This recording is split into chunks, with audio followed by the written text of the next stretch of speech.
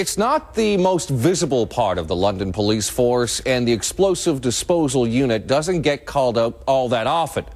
But when it does, everything comes to a standstill. Now, the Oscar-winning movie The Hurt Locker has shone a spotlight on bomb disposal units, but as you'll see in this report, there's some differences between that movie and what police do. Just 3 months ago, a bomb scare forced the evacuation of about 30 homes in a London neighborhood. For the London Explosive Disposal Unit, it was a typical approach.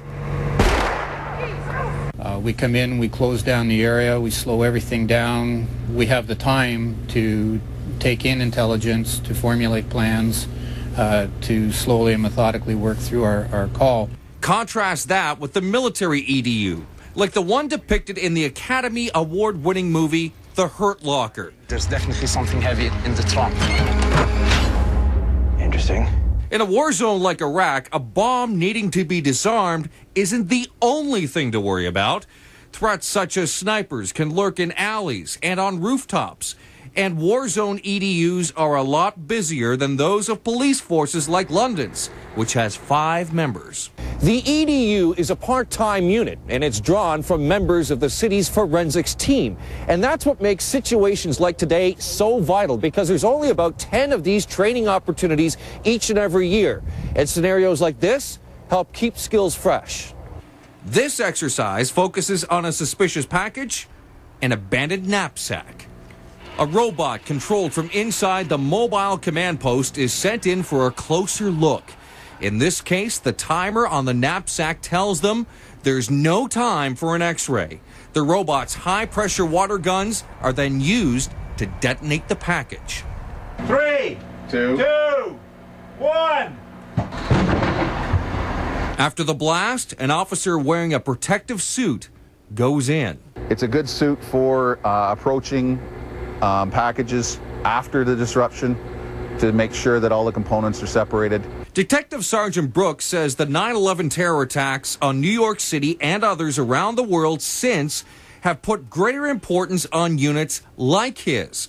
But he says in most cities like London, it's the access to information that poses the biggest threat. Even when I came into this business, the only access to that information were there was a few books. Like you say now, everybody's got access to an internet, and all of that information is readily available. Which means facing the unknown, whether that could be a battery with wires attached in a bus shelter, pop bottles containing dangerous chemicals, or other homemade explosive devices.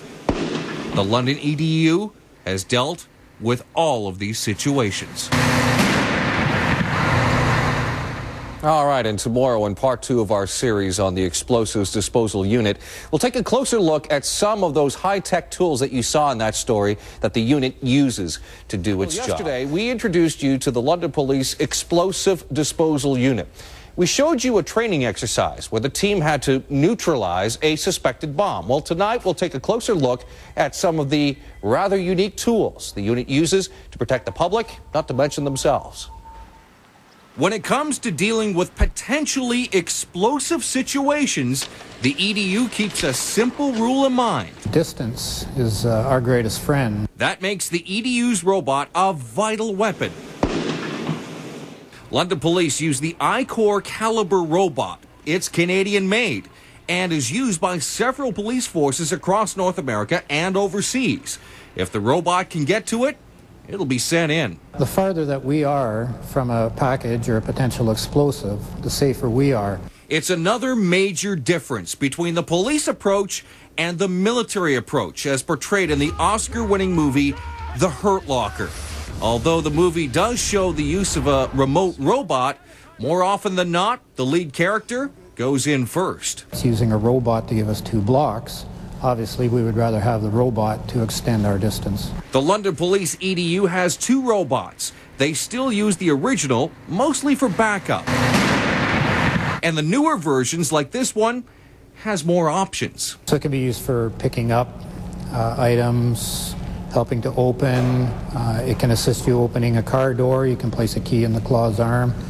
It can drag a package or a person to another area.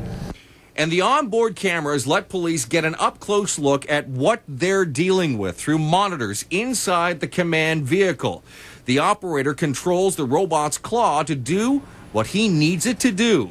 The I-Core ranges in price from $65,000 to $100,000. Every time you suit up,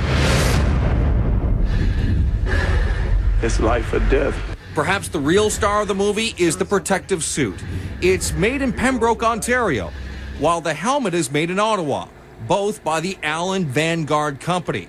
It loaned a $25,000 suit and helmet to the filmmakers for the film. This bomb suit is used all over the world. You'll see the Canadian forces, U.S. forces, and forces that are in the theater using the same bomb suit. This is a police version. It weighs between 100 and 125 pounds and has an internal cooling system and radio communication.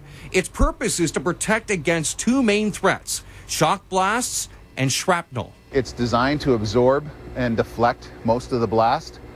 It's also made of some ballistic material to help stop the wearer from being penetrated in relation to flying debris.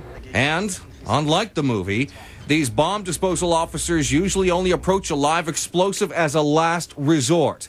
Bravado might be fine for Hollywood, but for the London Police EDU, it's all about the tools and the training.